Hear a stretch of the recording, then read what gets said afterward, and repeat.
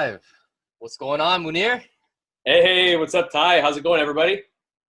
Wow, this is a special occasion. Welcome to another episode of Ty Talks podcast. If you're listening live on Facebook, welcome. And I have a very special guest with me, Mounir. What's going on? Not too much, man. It's great to be here again for our second podcast, man. It's just every day's a blessing, man. Hell yeah. So if you guys don't know, we did a podcast maybe a month ago, actually, talking about motivation, energy, everything. And we're just having a real conversation. And today I really want to talk about everyone's limiting beliefs, the problem around men, and we'll just get right into it. But I want Mounir to explain who he works with, who he is, and just give a brief rundown of who we are, man. Absolutely, man. Thank you so much for this opportunity. So essentially, my name is Mounir Lazuni, and I work specifically with young, ambitious men who are struggling to find belief in themselves and consistency on executing on the priorities in their life, which for the men I coach, as well as 99% of men in general, those three priorities are body and fitness, career, business, finance, and social life, relationships, and family. And so those are often referred to as the three F's: family, finance, and fitness.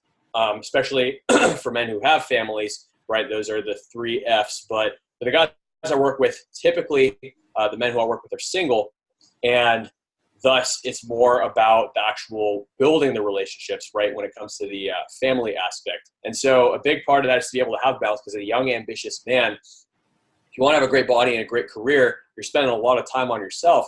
And it's important to have that balance to actually give love to your partner and create space to listen to your partner, as well as your future kids, and have that balance. So you don't end up being that guy who's 50, 60, whose kids don't even trust him because he never even, and whose wife has left him, and, all that stuff. And I've done a podcast with a guy who works specifically with those guys who have burned themselves out, where I talk a lot more about this. So I could go on for an hour, but that's my introduction. I mean, we can go for an hour, honestly. We can just have a conversation, go on and on.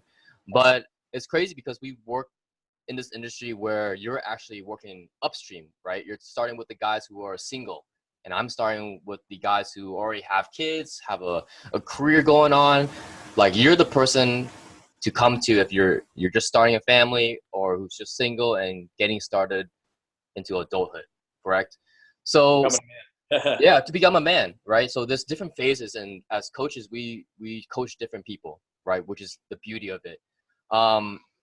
And let's get a story going right now and just have a conversation. Is like the biggest thing that most men, like everyone, has right now is that they don't have time, right? I had a conversation, time, right? I had a conversation with someone saying that they don't have time to work out, they don't have time to do anything. So what is your take on this? I mean, as a single man, how does time play in their outcomes, in their results, and their limiting beliefs?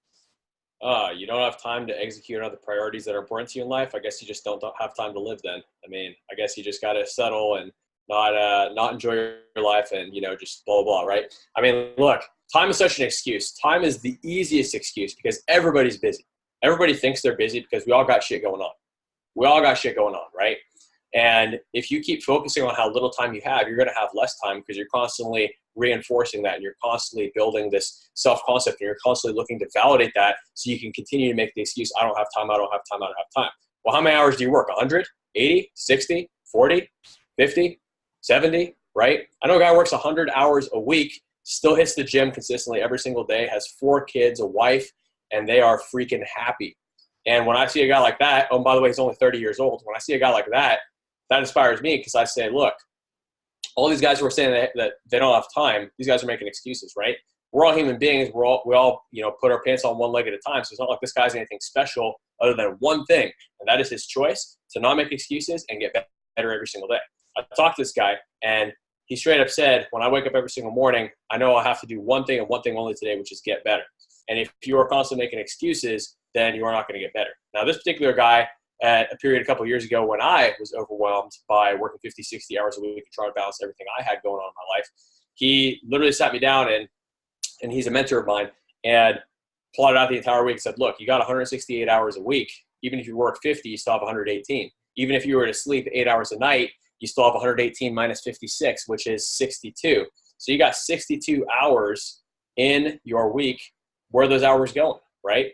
And when you truly audit your time like that, you get clear on the facts instead of the feelings. That's what gives you that clarity. And that's something that Ty and I both talk about a lot, which is the fact that you can feel a certain way. You can feel that this is a healthy food. You can feel that you got a good workout today. You can feel that you don't have time, that you don't have energy. You can feel that the world isn't fair and that the world is out to get you and make your life miserable. If you feel those things, then that's how you're going to feel. But if you look at the actual facts, you have 168 hours a week. Your body is functional. It's an organism. It's a biological organism that works by the same laws of calories in, calories out. And if you exercise, you're going to get in shape. You're going to have better energy. And if you organize your time, you're going to have the time to do things that you've actually planned in your schedule. For sure. And we talked about time management, like back in the other podcast, right? How to be motivated, how to structure your time correctly so that you can actually get stuff done, get shit done, and look for the outcome, look for the result. I just want to give props to people who work 8+ hours every single day, 5 times a week. Like, honestly, I don't think I can do that if I don't like my job, right? Like people who work 10 hours a day, 14 hours a day. I talk to a lot of my clients who are like working 14 hours a day at a warehouse. Like that's really tough. So, and I want to give props to them. Like, it's not easy, right? But look at it this way. And I just had a revelation about this maybe a couple moments ago, is that there's two people. All right. So the person who works 14 hours a day, who's not doing anything, who's doing jack shit, not working out, and guess what? The results are they're not going to get anywhere, right? No weight loss, no progression.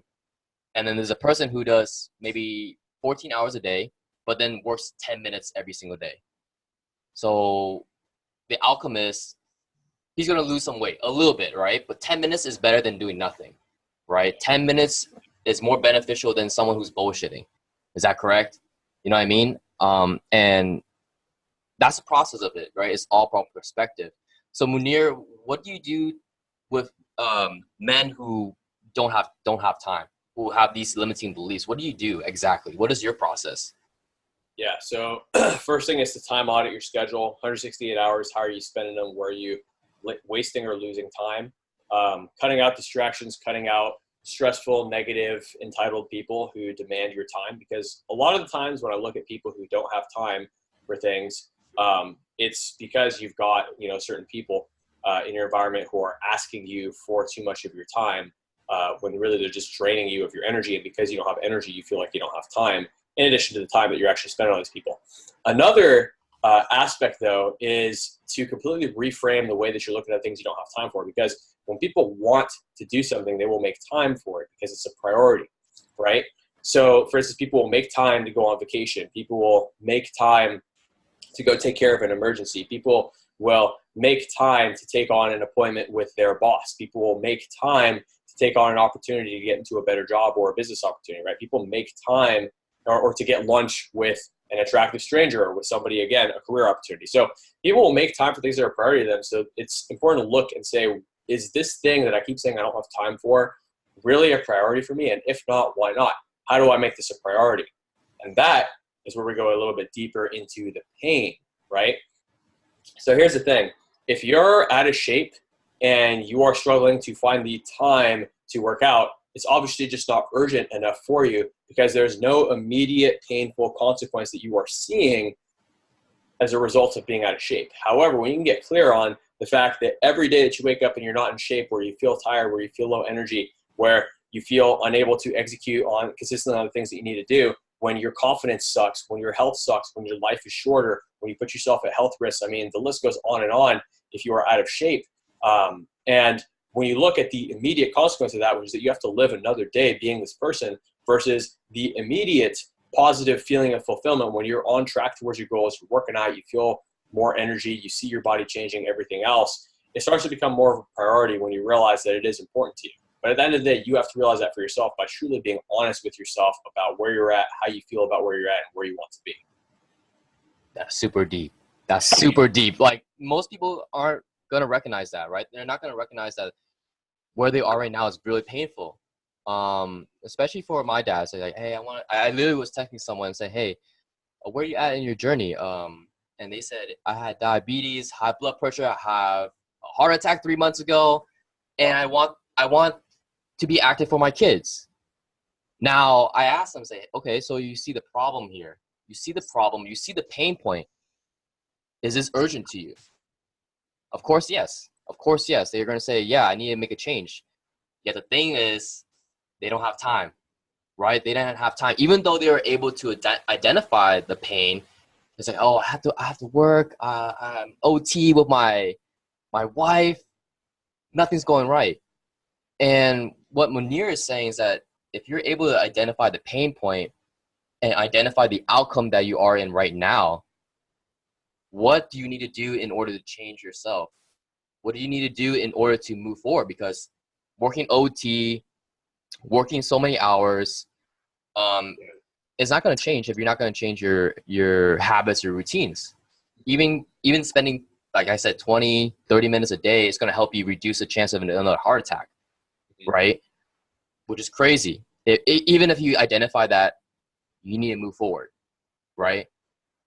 So what do you do? Let's say someone is moving forward with their journey, right? Someone is on their weight loss journey, trying to get their confidence back. They understand that they need to start doing something, right? They're so much in pain that they start moving. But what happens in their journey and they start doubting themselves? They say, hey, I'm not losing the weight. I don't think this program is working. Nothing seems to be working, even if you are my coach. And I'm sure you get this a lot, Mounir, especially as coaches. We're here to give them results, right? Give them the outcomes that they want. So what happens to like a client that isn't getting results, that has tried everything? What do you do in that situation to take the next step forward? Absolutely. So one thing I do want to mention right before I answer that question is you mentioned something earlier about, guys trying to juggle a lot of their different priorities.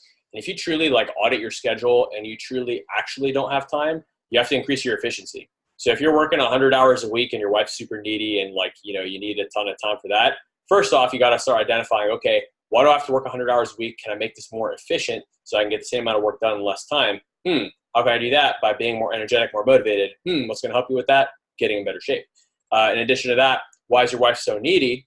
Is it because she's not happy with you? Why is she not happy with you? Is it because you're not showing up as a man you need to show up as? Is it because you're out of shape? Again, you have to stack things. You have to make things more efficient. And again, you can multitask. You can involve your wife in your fitness. You can involve your kids when you're cooking, whatever it is, because I know that you work specifically with dads, Ty. But yeah, so to the question of a client who's stuck not getting results, even if they think they've tried everything or they're trying everything. So yeah, again, facts, not feelings. So we got to get clear on the facts. So for instance, for a weight loss client, somebody who's looking to lose weight, in order to lose weight, you have to consume less calories than you burn, or burn more calories than you consume. I prefer to burn more calories than I consume, and those things may sound like the same thing, but burning more calories than you consume means that you're not cutting calories, because when you cut calories, your metabolism slows down. You keep your calories at a reasonable consistent, which would be about 12 to 13 times your body weight. Again, if you are significantly overweight, over 300 pounds, those numbers will change a bit. But 2,500 is a perfect number of calories to cut on for most guys who need to lose weight, which again is about 12 times body weight for a lot of guys who are in that lower end of the 200s who are looking to lose weight. But essentially, you have to look at the facts. So are you actually burning more calories than you're consuming, and are you actually consuming less calories than you're burning? Because in order to be in that caloric deficit, that's the only way you're going to lose weight. So again, you got to look at the facts. So people will say, hey, I feel like I'm eating healthy, but I'm not losing weight. Okay, well, how many actually calories are you burning, right? And so that's when the facts will give you the charted course to your solution. Now, let's say that your calories are less than you think you're burning, but then you actually look how many calories you're burning, and you're not actually burning enough calories, then again, it's the same deal, right? Now, if all those things are in order, like you're actually tracking the number of calories you're burning and you're consuming, and you should be in a deficit, you should be losing. And just to give you guys the numbers, I know I'm going a little bit too deep with this, but to lose 1 pound of fat, you got to burn 3,500 calories.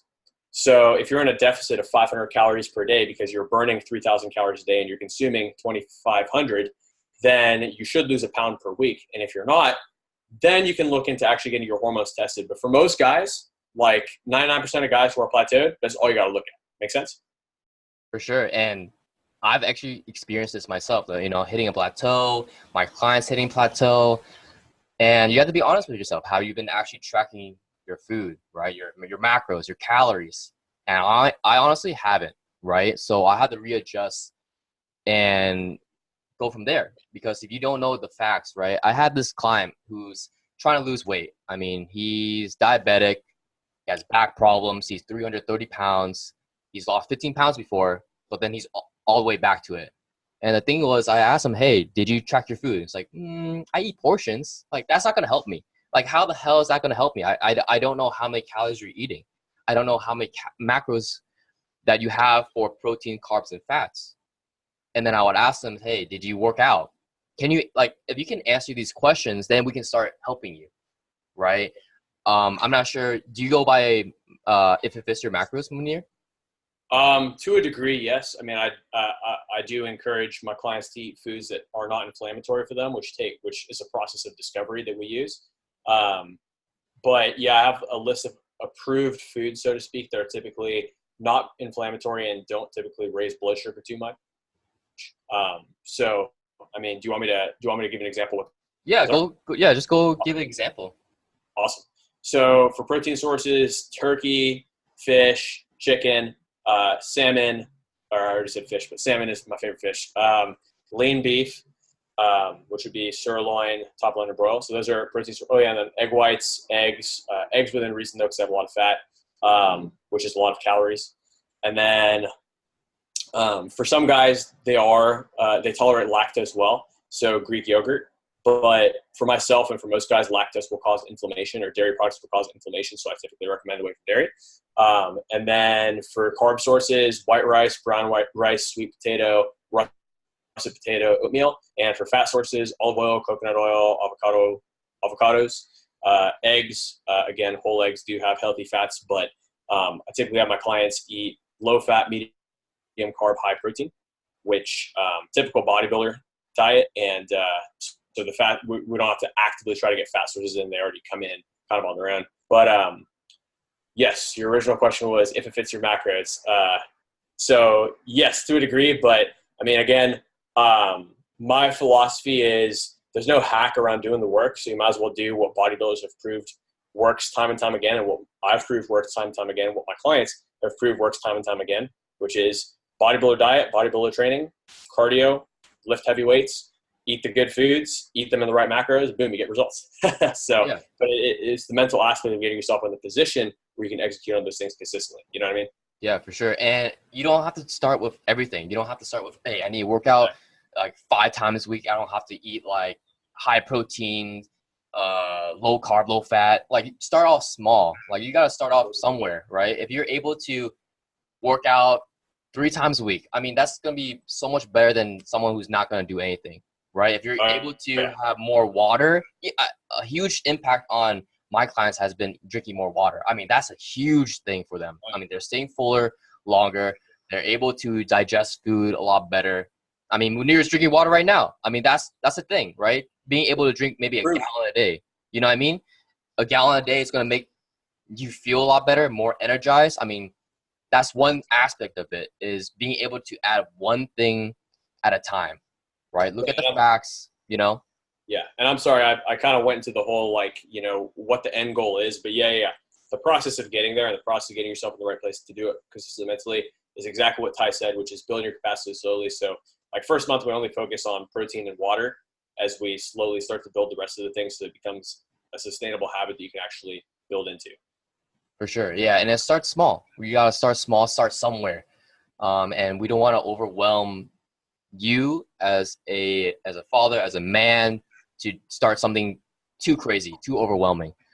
And that's what we do. I mean, we have different methods to the madness, and looking at facts versus feelings, right? Feeling like I'm losing weight, but are you actually tracking how much you weigh? I mean, think about this. Only maybe 20% of my clients or the guys I ask, hey, how you been tracking your weight? It's very simple. You get up in the morning, you weigh yourself, and you track it, right? 20% of those guys are able to do that. 80% don't do it because they think it's unnecessary, right? So being able to track their numbers, how much they're eating.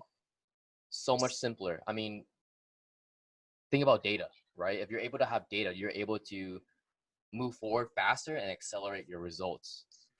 Yeah. Do you want anything to add to that, Mounir?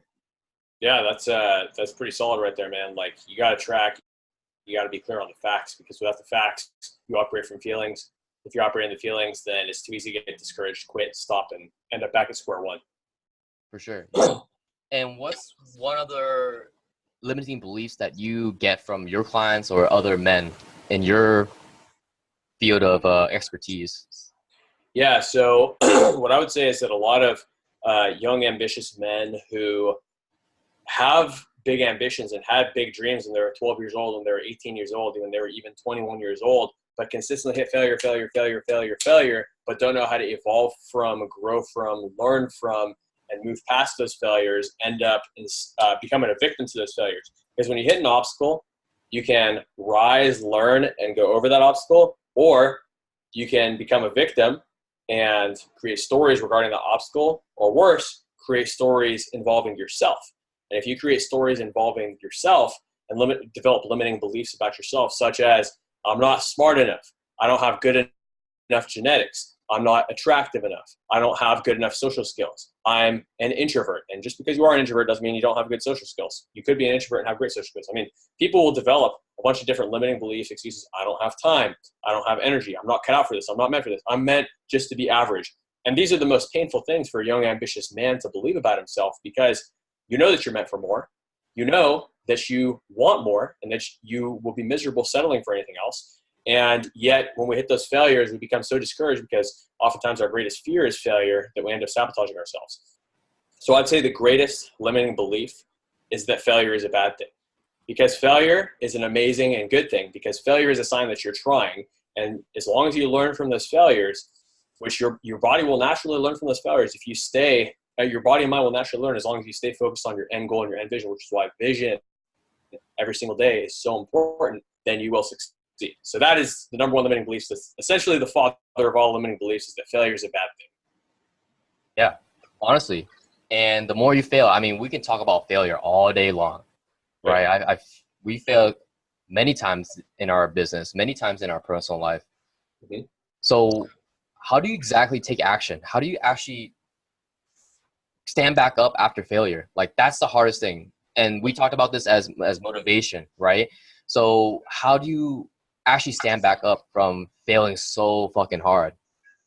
Great question. So let's talk about, you mind if I go deep with this one? Yeah, go deep, go deep. Awesome. Okay, cool. So let's look at the three different areas of life. So let's just talk about, honestly, I'd say the area where any man can relate to. And I was going to say any straight man, but I mean, I suppose that gay men can relate with this too, with approaching men, I suppose. But I'm just going to use the straight man example because I'm a straight man. And when you approach girls. So if you've ever been rejected by a girl, it can really crush your spirits. And I think every straight guy has been rejected by a girl, and every gay guy has been rejected by a guy at some point, because we as men are naturally approachers, right? We approach. And when we approach an attractive stranger who we're attracted to, again, I'm going to use the example of girls. When you approach an attractive girl and she rejects you, it can make you doubt yourself. It can make you think, why wasn't I good enough? Why did she reject me? Why this? Why that? And it can also, some guys will get mad and say, oh, well, she doesn't see my value, or blah, blah, blah. Really, the adaptive thing to say is, hey, maybe I wasn't her type. Maybe she wasn't in the mood. Maybe she wasn't sexually available. You know, there's so many other reasons, but yet we take it personally. And so a lot of guys will develop these limiting beliefs that they're not good enough, they're not attractive enough, which, again, you should always be bettering yourself, which is going to make you more attractive. But here's the thing, is that if you allow a failure to stop you and you stop trying, then you will not get results. And if you have developed this concept about yourself that you are not attractive and you stop trying and therefore will not get results, you will see your lack of results as evidence that you're not good enough, as opposed to continuing to get after it. Because, I mean, I'll be honest, I would estimate, based on the average number of girls that I would approach when I was in college, etc., probably at least 700, 800 girls in my lifetime.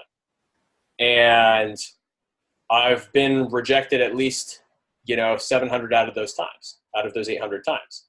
And does that mean that I'm not good enough? No. Now, I'm definitely not some girl's type. And, I'm definitely always improving myself and I'm always trying to get better and all that. But that doesn't mean that I'm unattractive, right?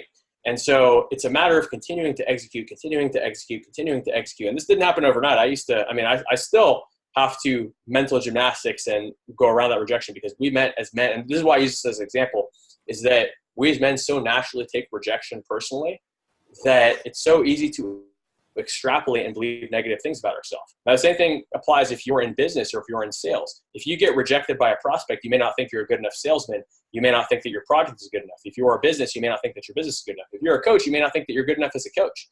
Like, even while Ty and I get amazing results for our clients, if somebody doesn't want to invest in us, there is a part of us that will doubt, were we a good enough coach? And while as human beings, we're always goal striver, we're always improving ourselves, the way that you move around failure is by realizing that the failure does not define you. You are not a failure because you failed. You have only failed. And you must look at the different aspects behind why you failed and improve on those aspects, then let go of that failure so that you can move forward. Now let's apply it to our clients. Fitness. If you failed to get results before, were you tracking everything? Were you actually burning more calories than you consumed? Or if you were trying to bulk up and gain muscle, were you actually consuming enough protein and consuming more calories than you burnt? Again, you've got to look at the facts and you have to plan your solution from the facts. And once you fix the facts and you execute, you will get results. It's a matter of realizing that the failure does not define you, but rather the failure shows you what you need to change for your next approach and for your next approach and for your next approach. And you keep trying and you keep staying focused on the goal until you succeed. So the same thing applies with girls. If I went up to a girl and awkwardly stammered and she rejected me, that doesn't mean I'm not good enough, but rather I need to look and say, did she find it attractive that I awkwardly stammered? Probably not. Let me try something else. Then I approach a girl with a lot of confidence. She still rejects me. Maybe being confident turned her off. Okay, I'll try something else. I'll try stammering again. Still didn't work. Okay, I'll try being confident. Eventually, you see a success with confidence. You're like, hey, maybe confidence did work. So you try it a couple more times. You see a couple more failures, but you keep trying because you've seen it work before. And then it works again. You say, hey, this is the way. Same thing with fitness. You apply those principles of calories in versus calories out, and you apply it. Sometimes you see results, sometimes you don't, but you keep applying it because you know that it's been proven by sports science to actually work. And eventually it does work for you. You develop a rhythm and you make it happen. So Ty, sorry to go way deep on that one, but I hope that answers your question. Oh yeah, it definitely did. And I just want to tell a story real quick and we're talking about picking up girls, talking to girls, getting their numbers, and whatever case may be. I had a story maybe a few years that every girl that I approached, her name was Jenny. Every girl I approached and her name was Jenny. So the story was that every time I got rejected from a Jenny or it didn't work out, like I had the story in my head. It's like, every girl I talk to is going to be Jenny. Every girl that I talk to who's Jenny is going to reject me or who isn't going to be worth it, right? And that story was in my head to the point where I was like, I'm done with girls. I'm done with Jennies. I'm done with all these stories. And that's when I failed, right? You only fail when you give up. Right? You never take the chance to stand back up and try again. That's when you fail. But if you try and you keep doing it over and over again, like Mounir said, like you're just going to get better results. You're going to improve, and ultimately you have no regret. I think that's the biggest thing that we have in this generation or as men is that we have a lot of regret. Every time you see a girl at a Starbucks and you didn't talk to her and she walks out, I'm like, oh, fuck. I wish I talked to her. I wish I said something. I knew exactly what to say, but guess what? You have regret. You failed, right? So what you're going to do again is you're going to go to the coffee shop, maybe see her again, and you're actually going to say something. Same thing with fitness. You got to keep trying over and over again, right? There's so many different diets, so much programming, that there's so many other resources that you can do to get these results, right? Keto, paleo, whatever the case may be, whatever works best for you is going to work for you. You just got to keep going, right? One analogy I like to talk about is our mentor. He talks about this quite a bit, is that you can start at point 0 and then do something until you get to the first point, right? The first point of contact. You get okay results and you're like, let's try something else. Now you start back at point 0 again. Now you try to get back to point 1. Doesn't work, right? But that point from 1 to 2 is going to be the biggest jump that you ever done. And guess what? That's going to be the point where you see more results. Point 2 to 3, even more results. Maybe you'll get back down to point 2, right? But then if you continue to keep going, you'll eventually reach the 100-point contact, right? Instead of just going back from 0 to 1, 1 to 0, 0 to 1. You know what I mean? Like that's the thing that we've learned from our mentor. Just keep going. Just keep going. Keep going. Yeah. Well, anything else you want to add, Mounir? Dude, that's a great point about 0 to 1, and that actually gets me thinking about myself quite a bit. But yeah, in the context of diet and training, yeah, like let's say that you're like, okay, there's this new magic keto, paleo, CrossFit program that I'm going to do, and you do it and you get results for a week, and then you hit a plateau week 2, you stop. But you would have gotten results week 3 if you just stuck with it and realized that it's a process that takes time. So that's why, like, I know I went on to my whole tirade about the perfect bodybuilder diet. But one thing I want to mention is a caveat to that is the 80-20 rule. If you do things right 80% of the time, you can afford to do them wrong 20% of the time. And how that applies more broadly is the simple fact that when you are doing something consistently that you can sustain over time, that's going to be the best thing for you, because every diet works. Every diet works. They've all been scientifically proven. Some are more optimal in some cases than others. But even if you do the least optimal diet, but you do it consistently, you're going to get results over time. So really, it's not about finding the most optimal solution. It's about finding the most sustainable solution. And if you can find a way to make the most optimal solution sustainable for you by meeting halfway and working towards it and building your capacity and slowly pushing your comfort zone more and more every day until your capacity is built and you're at that efficiency point, then that's the best case scenario for everybody. So that's a really, really great analogy, Ty. I'm glad that you brought that up, because that makes me think about my own life and the different things where I'm constantly going 0 to 1, 0 to 1, 0 to 1, where I can take that 1 that I've reached and find that 2 that I'm thinking about from 0 to 1 again and meet it halfway. So awesome stuff, man. I definitely enjoy this podcast, as I always do with you. So Oh yeah, dude. You just gave me a big revelation, right? Yeah. Looking for the optimal program. And I was just writing down, hey, don't look for the best program. Look for the best program for you, right? So that's looking for the most sustainable program, nutrition protocol, whatever the case may be that fits your lifestyle. Everything is so different. Like I could say that, honestly, for me, if it fits your macros, tracking your calories is the best diet out there. I mean, it's all scientific. It's based on science. It's all numbers, right? It's all data. But that might not work for other people, right? That's not sustainable for someone who works at a warehouse job and only has fast food around their area. And what they have to do is look around and figure out what's best for them, right? Are they a high protein, a high carb person, or a high fat person? It's all different, right? I'm sure that me and you function differently on different food sources, yeah? Which is something that we all have to learn. So the biggest rev from this podcast, honestly, is find the best program for you that's sustainable for you. No, every coach has their different take on dieting, training, right? For Mounir, it's bodybuilder style, right? Building as much muscle, cutting down, slimming down, and for me, it's calisthenics, right? Being functional, being able to create longevity, because I've experienced bodybuilding and it's not good for my joints, it's not good for how I function, and for Mounir, it's different, right? So finding something that works for you is going to be totally different than for someone else. So I mean that's the biggest rev from this podcast, honestly. Yeah, exactly. And for the guy who is in a warehouse who's eating fast food, if you're working in a warehouse, you're probably not making much money. So you actually save money by meal prepping for yourself, and you'll be able to eat better foods. So there you go. There you go. Yeah, and honestly, he's one of my best clients. He works at a warehouse job, 14 hours a day, and the only thing he can eat is fast food. He's gotten great results with it, but now he's getting bored of it. Right now, I'm like, hey, if you want to make time and get these results, meal prep at home. Super easy. Here's a nutrition protocol, recipe plan. Go from there. You know what I mean? Everyone's different. That's why we do things differently for our clients as coaches, right? Everyone's different in personality, characteristics, lifestyle. It's all different. You know what I mean? Cool. I mean, we touched a lot about failure. I should rename this podcast Failure. How to overcome Yeah. failure. Yeah, Like how to move on from failure. for sure. And I honestly have been failing quite a bit for the last month. You know what I mean?